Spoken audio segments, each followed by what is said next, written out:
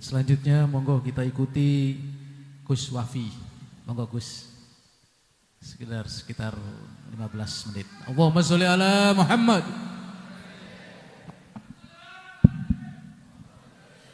Bismillahirrahmanirrahim. Assalamualaikum warahmatullahi taala wabarakatuh. Alhamdulillah wassalatu wassalamu ala Rasulillah Sayyidina Muhammad ibn Abdillah wa ala alihi wa sahbihi wa man wala, amma ba'd.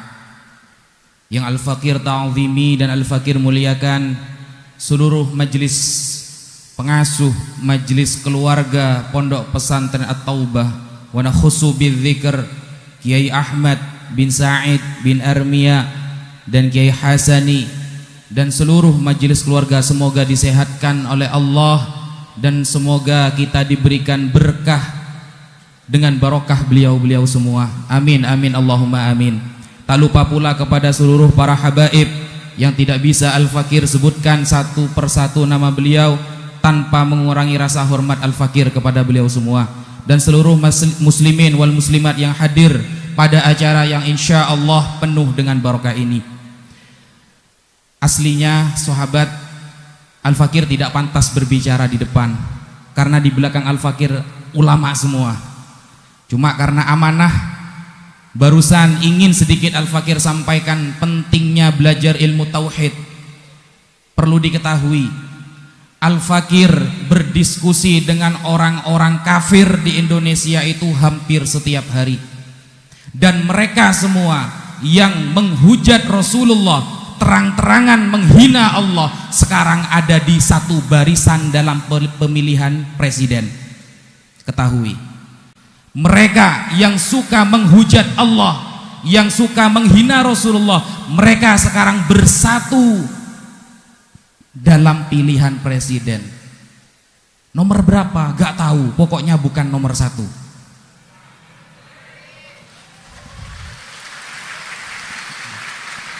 Yang penting bukan bukan katanya.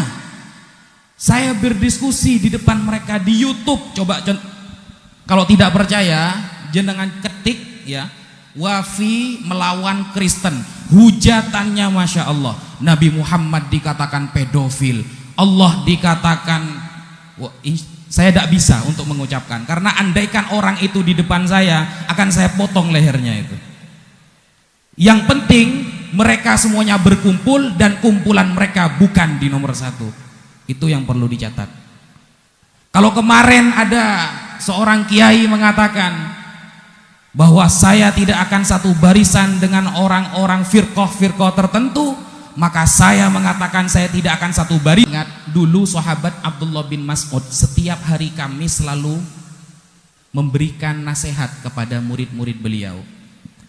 Nasihat sahabat Abdullah bin Mas'ud ini diucapkan setiap hari Kamis. Sekarang hari apa Pak? Kamis. Tertulis di dalam kitab Al-Uzlah yang ditulis oleh Al-Imam Ibnu Abi Dunya. Beliau mengatakan, sayati 'alan nasi zamanun tumatu fihi shalah. Akan datang sebuah zaman bagi kita di mana saat itu sholat sudah dimatikan, sudah jarang orang yang mengerjakan sholat. Sekarang banyak apa? Banyak ya. Kalau ditanyakan yang nggak sholat organisasinya apa? NU. Kita kalau bulan Ramadan di pinggir jalan yang biasanya merokok, coba tanyakan organisasinya, itu NU. Saya sudah klarifikasi.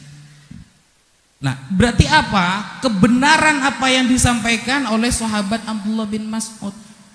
Kalau nanti di hari kiamat itu bukan organisasi yang dipenting, tapi siapa yang ahlus sunnah wal. Kita sering mengaku ahlus sunnah wal jamaah, tapi sholat jarang. Kamu ahlus sunnah? Oh iya dong. Mazhabnya apa? Syafi'i. Akidah Asy'ari. Tasawuf Ghazali, Junaid al-Baghdadi, lengkap gitu. Subuh bangun jam berapa? Jam 7 dong. Kan gak etis kan seperti itu. Gak sama dengan pengakuannya gitu loh. Makanya sahabat Abdullah bin Abbas, orang pertama kali yang mengucapkan kalimat Ahlus Sunnah wal Jamaah adalah sahabat Abdullah bin Abbas. Tertulis di dalam kitab tafsir Ibnu Katsir ketika beliau menafsiri yauma tabayyaddu wujuhu wa taswaddu wujuh. Yang pertama, sudah jarang orang sholat. Sekarang sudah banyak. Jangankan sholat, Pak, ada sekarang yang mengharamkan sholat taraweh 20 rakaat. Ada apa tidak? Sholat taraweh itu 8 rakaat. Sebenarnya ini kan sholat sunnah. Mau 8 mau 20, yang salah itu yang tidak sholat gitu. Subuh kunut atau tidak terserah, yang salah yang tidak sholat. Mau pakai kunut, punya dalil an Anas bin Malik anna Rasulullah yaqnutu fi subhi hatta farqad dunya, rawahu Muslim. Ada dalilnya. Yang enggak kunut monggo, yang salah yang tidak sholat. Itu akan terjadi kata Rasulullah. Jadi sahabat Abdullah bin Mas'ud mengutip perkataan Rasulullah, nanti di akhir zaman sholat sudah mulai jarang dikerjakan. Nah, ini selaras dengan ucapan Rasulullah bahwa Rasulullah pernah bersabda, latunqadhanna ural islami urwatan urwatan. Sungguh ajaran agama ini akan diputus satu demi satu. Awwaluhunna al-hukmu billah. Yang pertama kali adalah berhukum dengan hukum Allah. Ajaran pertama yang akan diputus oleh umat ini adalah berhukum dengan hukum Allah. Ini sholat. Siapa yang sholatnya bagus, pilihlah dia. Ada yang komentar gini, Pak. Kemarin Al-Fakir menanggapi sebuah video itu dalam waktu 3 hari langsung hampir 1 juta yang nonton. Nah, Al-Fakir menanggapi mengenai sholat. Loh, ini bukan mau mencalonkan kiai, ini mau mencalonkan presiden. Loh, ini adalah pemahaman sekularisme. Sekularisme itu berusaha membatasi antara politik dengan agama. Itu liberal, Pak. Ciri-ciri orang liberal ketika dia mulai membatasi aturan agama dengan urusan dunia, itu namanya, kalau di kuliah, di bahasa kerennya namanya sekularisme agama. Jadi politik ini jangan sampai dibawa-bawa sama agama. Politik, agama. Ini pemahaman sekularisme yang datang dari barat. Berusaha aturan Islam harus dibatasi. Jangan sampai terkecoh dengan aturan seperti itu. Islam itu jangankan politik, Pak. Kita membuang duri di pinggir jalan, niat ingin mencari pahala dari Allah, maka itu mendapatkan pahala yang besar dan hadisnya sahih, apalagi urusan yang seperti politik. Maka semua dari bangun tidur sampai kita tidur lagi semuanya wajib diatur oleh agama. Yang pertama. Yang kedua, kata sahabat Abdullah bin Mas'ud, wa yushrafu fihil bunyan. Akan datang suatu masa nanti di mana bangunan dibangun tinggi-tinggi. Sekarang terjadi apa tidak? Bangunan hotel tinggi tidak? Bangunan rumah tinggi-tinggi tidak? Sekarang bangunan dibangun tinggi-tinggi. Sudah terjadi. Kemudian kata sahabat Abdullah bin Mas'ud, wa yakthuru fihil halfu wat tala'un. Akan banyak orang yang saling bersumpah, saling melaknat nanti di zaman itu. Sekarang sering kan kita dengarkan, saya berjanji nanti akan memberikan makan gratis. Kalau tidak gratis saya akan berjanji lagi. Nah, kan banyak kan ya? Dikit-dikit pakai nama Allah. Demi Allah, saya tidak butuh jabatan, tapi nyalon terus. Kan repot kan gitu. Tidak butuh jabatan tapi nyalon terus. Kan repot gitu. Nah, kalimat seperti itu akan banyak kata sahabat Abdullah bin Mas'ud di akhir zaman. Watafshu fihir risya wazina. Dan nanti di akhir zaman kata beliau, di zaman itu setiap hari Kamis yang beliau sampaikan akan banyak rishwah, uang suap, wazina dan perzinahan. Kemarin saya baru datang dari Batam, Pak. Tahu Batam? Nah, di Batam itu satu keistimewaan yang saya suka, imam masjidnya bacaannya fasih-fasih. Semua imam masjid di Batam itu bacanya fasih. Tapi kekurangannya Pak, perzinahan di mana-mana. Bayangkan saya waktu itu makan seafood, ditanyain sama pelayannya Pak, ditawarin. Padahal saya pakai sarung gitu loh. Wani piro Ustad? Ge ora wani gitu saya Pak. Ora wani. Wah. Perzinahan di mana-mana gitu. Dan riswah uang suap itu, wah ini saking kadang Pak ya, saya tidak menyalahkan salah satu pihak. Kadang uang suap itu nanti di apa namanya, ngeles, tahu ngeles? Oh kalau gini hukumnya boleh, kalau begini tidak boleh. Nah ini kan sudah mulai nakal dengan hukum ini. Tapi giliran ada orang berbicara masalah kepemimpinan di masjid dikritik kemarin Pak. Ada yang kritik. Gimana itu? Kok kampanye di masjid katanya? Bagaimana hukumnya? Saya jawab waktu itu di dalam kitab Al-Majmu' Syarhul Muhadzab yang ditulis oleh Al-Imam An-Nawawi. Beliau mengatakan yajuzu at-tahadduts bil haditsil mubah fil masjid wa bi umurid dunya wa ghairiha wa in hasala bihi dhahkun wa nahwuhu. Hadisnya ada dari Jabir bin Samrah anna Rasulullah. Saya lengkap dalilnya itu saya baca tak. Oh iya karena kamu milih ini kamu bela. Loh. Padahal saya sebutkan kitabnya, pengarangnya, hadisnya. Repot, sekarang ini repot Pak gitu loh. Jadi yang penting kita tidak saling menjatuhkan, jangan saling menghina.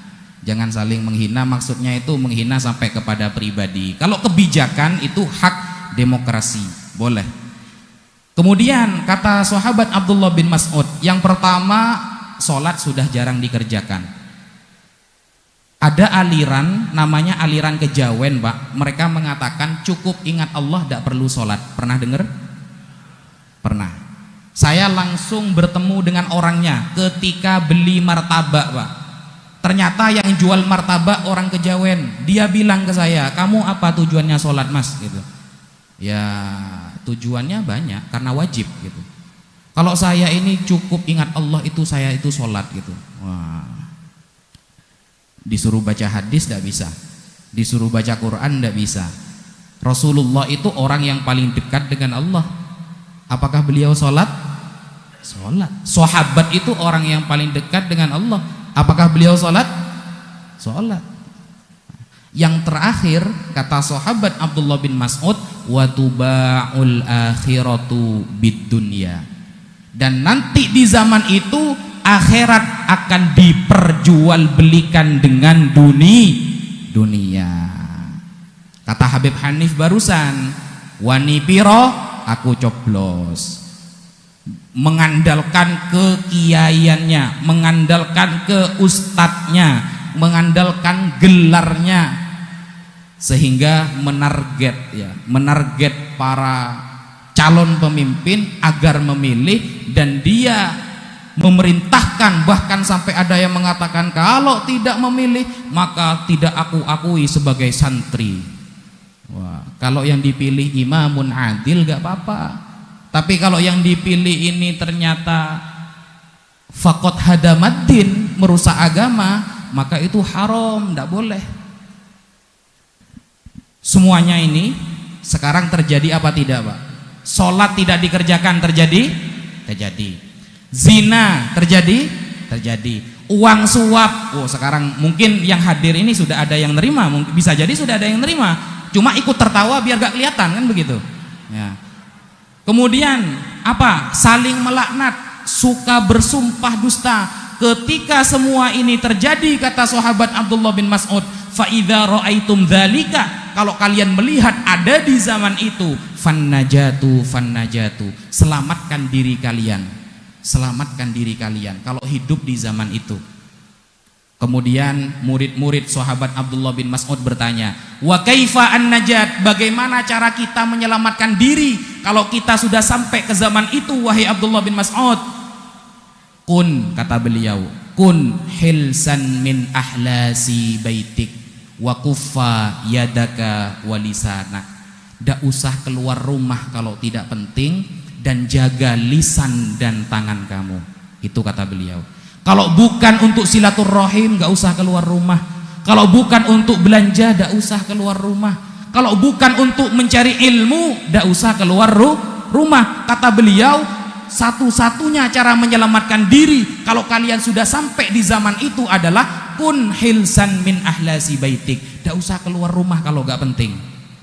Wa kuffa yadaka walisanak. Jaga lisan dan tangan kamu, karena dari lisan kita bisa menyakiti hati saudara kita, karena dari tangan kita bisa menyakiti saudara kita. Mungkin itu yang bisa Al-Fakir sampaikan. Bila ada salah kata itu murni dari Al-Fakir sendiri, bila ada kebenaran itu datangnya dari Allah Subhanahu wa taala. Wal afu minkum, aqulu lakum syukran ala jami' istima'ikum. Wassalamu alaikum warahmatullahi taala wabarakatuh.